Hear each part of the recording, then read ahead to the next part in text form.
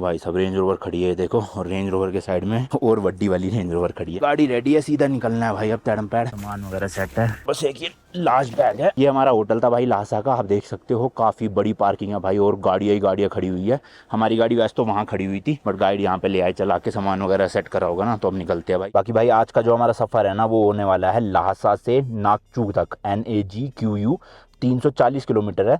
6 घंटे 12 मिनट दिखा रहा है, पता नहीं यार रोड कैसे ही होंगे। हमारा भाई ये मोबाइल माउंट निकल गया था, बट वापस से लग गया, पता नहीं कैसे, इतनी गोंद थी इसमें। टाइट कर दो अच्छे से सब यहाँ पे। वैसे तो दिक्कत वाली बात नहीं है भाई, हमारे पास 2 एक्स्ट्रा माउंट पड़े हुए हैं, ऐसे ही मैं लेकर आया था इंडिया से इसी सिचुएशन के लिए, कि अगर ये टूट जाए या खराब हो जाए तो हम लगा सके, बट यही वाला वापस से लग रहा है तो अच्छी बात है। चलो स्टार्ट करते हैं भाई जर्नी। टेम्परेचर लासा में हो रहा है 13 डिग्री, तो इतनी ठंड नहीं है। जहाँ -13 झेल लिया तो भाई 13 प्लस में तो कोई दिक्कत की बात ही नहीं। चलो जी चलो, पार्किंग का फाटक खुल गया है, बट एक ये कोन और हटा दें यहाँ के गार्ड, फिर निकलते हैं। लेट्स गो भैया। ट्रैफिक से निकले लासा के बाहर बाहर, फिर हाईवे में इतनी दिक्कत नहीं होगी ड्राइविंग में।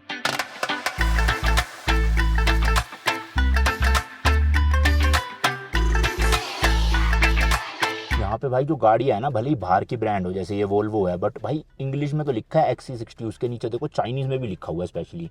एंड नंबर प्लेट में देखो, मैंने आपको पहले भी समझाया था, जो फर्स्ट अल्फ़ाबेट है चाइनीज़ में ये है T, मतलब तिब्बत रीजन। A का मतलब है लहासा की गाड़ी है ये, और फिर आगे KS399 इस गाड़ी का नंबर है। और भाई ये चीज़ सही है, देखना कि चाइनीज़ में भी लिखा हुआ है, इधर नहीं सॉरी इधर XC60 के नीचे। ऐसी ना भी एक हमें टेस्ला भी दिखी थी यहाँ पे पीछे कहीं, उसका लोगो तो टेस्ला का था लेकिन लिखा चाइनीज में था, तो मुझे लगा भाई टेस्ला की कॉपी है, बट एक्चुअल में टेस्ला ही थी वो रियल। एंड ये देख लो भाई साइड में लैंड क्रूजर V6 वाली, क्या बात है, गजब लग रही है ना, पीछे लाइटें शाइटें कर रखी है पूरी एकदम। ये जितनी भी गाड़ियाँ दिख रही है ना भाई, सबके स्टेयरिंग व्हील लेफ्ट साइड में है, एक हमारा स्टेयरिंग व्हील राइट साइड में है, क्योंकि यहाँ पे इंडिया से रूल्स उल्टे चलते हैं ना, तो हमें थोड़ी बहुत दिक्कत आती है ओवरटेकिंग में राइट स्टेयरिंग की वजह से, क्योंकि सामने से क्या गाड़ी आ रही है वो पैसेंजर को दिख जाती है, पर मुझे नहीं दिख पाती, तो मुझे पूछना पड़ता है, फिर मैं ओवरटेक लेता हूँ। पर जहाँ पे ट्रिपल लेन, 4 लेन, 5 लेन, 6 लेन हाईवे है, वहाँ प्रॉब्लम नहीं है, वहाँ चलाते रहो अपना। और लासा सिटी में भाई रेड लाइट बहुत है, तो ट्रैफिक भी ना काफ़ी लगता है, और ये देखो स्पीड कैमराज भी हर जगह लगे हुए हैं भाई। तो हमारा तो खैर चलान नहीं हो सकता इनसे, क्योंकि नंबर प्लेट इंडिया की है, बट यहाँ की गाड़ियाँ ना पूरा रूल फॉलो करती है ताकि चलान ना हो। ये साथ वाली गाड़ी भाई निसान की कौन सी है पता नहीं, हेलो कर रहे हैं,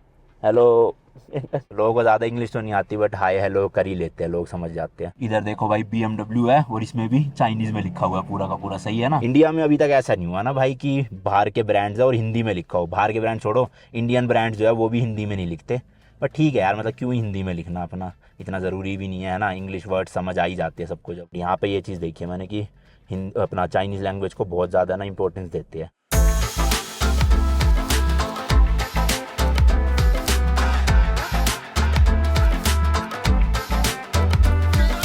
तो भाई अभी फिलहाल ना हम अपने गाइड के घर आए हुए हैं, जो हमारे तिब्बत वाले गाइड है। एक्चुअल में जो हमारे मेन गाइड है ना एडवर्ड, जो अभी हमें 3 दिन बाद मिलेंगे मेनलैंड चाइना में, सारा मेरी बातचीत उन्हीं से ही चलती थी, ट्रिप से रिलेटेड बुकिंग भी उन्हीं के थ्रू हुई थी। तो जब मैं नेपाल में था, मैंने उन्हें बताया था कि मेरी ना बैक पेन वापस से शुरू हो गई है, तो उन्होंने ना मेरे को भाई गिफ्ट किया है एक बेल्ट।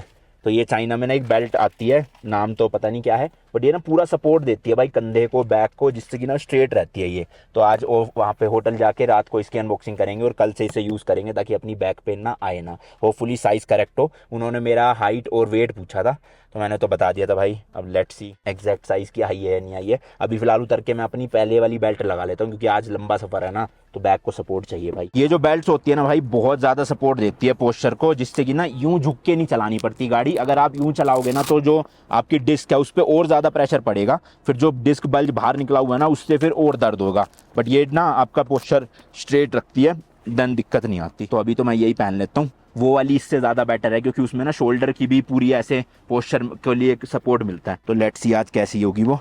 एंड थैंक यू उनका, एडवर्ड का, जिन्होंने ऑर्डर करी है।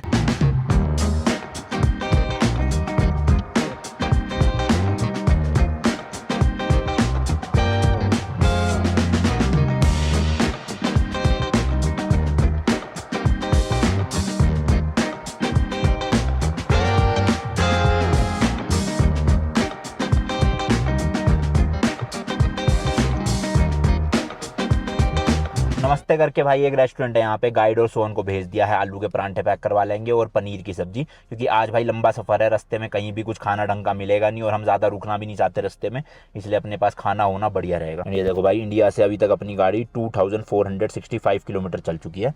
और चाइना की नहीं, चाइना वाला नहीं है, जिसमें से आई गैस 1200 किलोमीटर तो नेपाल ही था, फिर नेपाल के बाद 1200-1250 किलोमीटर चाइना में चली है। यहाँ की रोड्स ना भाई हमेशा साफ सुथरी रहती है। इस तरह के लोग जो है ना यूनिफॉर्म में देखो कचरा उठाते ही रहते हैं, लगभग जहाँ भी दिख जाए ना 1 मिनट में उठा के ले जाते हैं। और ऑब्वियसली यहाँ के जो सिटीजन है वो भी ज़्यादा कूड़ा फैलाते ही नहीं है रोड पे कि इनको ज़्यादा उठाने की जरूरत पड़े। बट हाँ, जहाँ पे भी बर्फ़ पड़ती है ना भाई, वहाँ पे प्रॉपर मशीन आती है। तो अभी ना हम फिलहाल लहासा में है, जो कि अराउंड 3600 मीटर्स की हाइट पे है। और आज हम जो सिटी जा रहे हैं ना वो है भाई 4100 मीटर, यानी कि आज वापिस से भाई नीचे से ऊपर जा रहे हैं, तो बीच में एक पास भी पड़ेगा। और हमारे गाइड बता रहे हैं अगर रात को स्नोफॉल हुई होगी ना तो वहाँ पे भाई उस पास पे रोड पे बर्फ मिलती है काफ़ी, और कभी कभी इतनी बर्फ पड़ती है कि 6-7 दिन तक फंस जाते हैं लोग वहीं पे। तो सोचो भाई, अगर हमारी गाड़ी फंस गई 6 दिन तो दिक्कत हो जाएगी। और हमारे गाइड ने बताया कि पिछले साल ना एक टूर ग्रुप को वो लेकर गए थे उसी पास में, और इतनी स्नोफॉल हुई भाई कि 6 दिन तक वहीं पे लोग फंसे रहे। और जिनको इमरजेंसी थी ना भाई, प्रॉपर हेलीकॉप्टर आ रहे हैं, हेलीकॉप्टर से उनको उठा के ले जाया गया, हेलीकॉप्टर से ही खाना प्रोवाइड किया जा रहा था। भाई बहुत गंदा सीन था।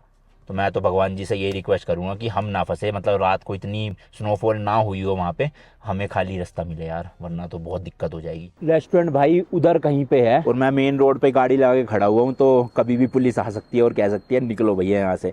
बट अभी तक मेरा जितना एनकाउंटर हुआ पुलिस के साथ भाई अच्छा ही था। एक बार मैंने पहले भी लगा रखी थी रोड पे गाड़ी, तो मैंने उन्हें समझाया कि हमारे गाइड आ रहे हैं, ऐसी थोड़ा मतलब टूटी फूटी, उनको भी नहीं समझ आ रही थी क्योंकि कुछ, तो फिर वो समझ गए थे, कह रहे ओके।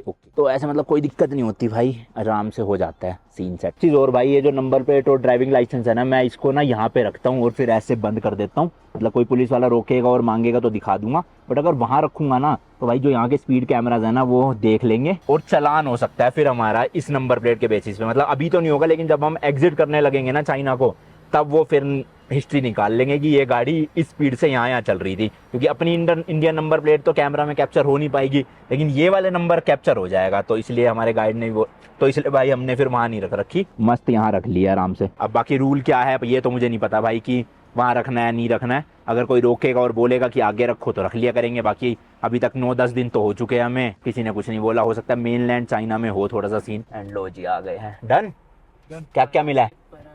आलू के परांठे और पनीर की सब्जी और बस प्याज व्याज नहीं लिए। बढ़िया। कितने का आया टोटल? 115 युआन का आया, जो कि के इंडिया के भाई अराउंड 1300-1400 रुपये बनते हैं। तो ठीक है, 4 पराठे और 1 पनीर की सब्जी। चलो जी लेट्स गो भाई अब पीछे।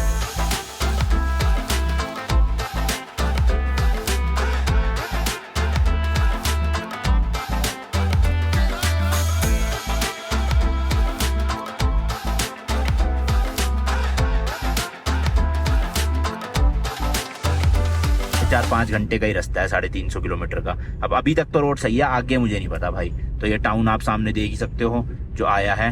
ये देखो भाई, वो सामने दिख रही है ना वाइट कलर की बिल्डिंग्स। 500 मीटर पे एग्जिट लेना है हमें, हाईवे से नीचे उतर के फिर हम फ्यूल भरवाएंगे।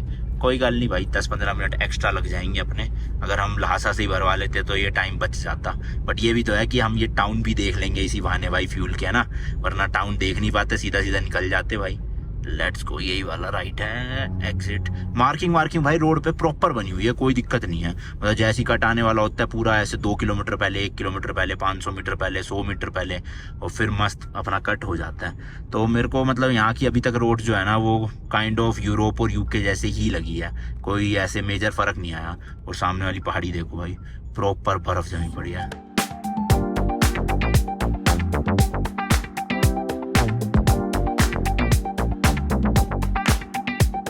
भाई ये जो रोड्स है ना ये भी नागचू तक जाती है, बट ये पुरानी वाली रोड्स है।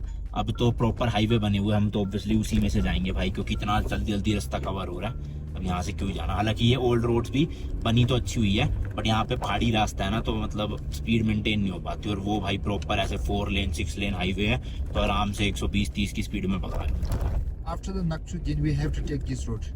Like this? Yeah, because they have no highway. Okay. So now Nakchu to till then? Yeah, Till Nakchu when? to the same to Kamnu or maybe Shini. So like 2 to 3 days, Yeah. these roads, right? तो नागचू से आगे भाई 2-3 दिन हमें इसी तरह की road पे ड्राइव करना पड़ेगा, क्योंकि वहाँ पे कोई हाईवे नहीं है। फिर फाइनली 3 दिन बाद हम एग्जिट कर जाएंगे तिब्बत रीजन को एंड एंटर कर जाएंगे मेनलैंड चाइना में। And in mainland China the Okay, roads are highway. Yeah. हाँ, तो वहाँ पे प्रॉपर हाईवे है और वहाँ पे हमें भाई टोल टैक्स भी पे करना पड़ेगा, क्योंकि तिब्बत में ना जितने भी हाईवे है वो सारे फ्री है, यहाँ पे कोई टोल टैक्स नहीं देना पड़ता, लेकिन मेनलैंड चाइना में पैसा लगेगा। तो भाई चलो चेक पॉइंट पे एंट्री नहीं करवानी पड़ी, हमारे गाइड ने उनको समझा दिया कि हम तो नागचू जा रहे हैं भाई वापस। This This one. या वेट आई विल गो, -20 वाला डलवाना पड़ेगा। दिस इज -20 और 20? This one is -20। The right side, people take a cube there. See? No this is diesel. Yeah, this is diesel also. Yeah. -20 right? Yeah. Okay We'll चलो see भाई, this was working or not. Yes it's working I guess. चलो भाई।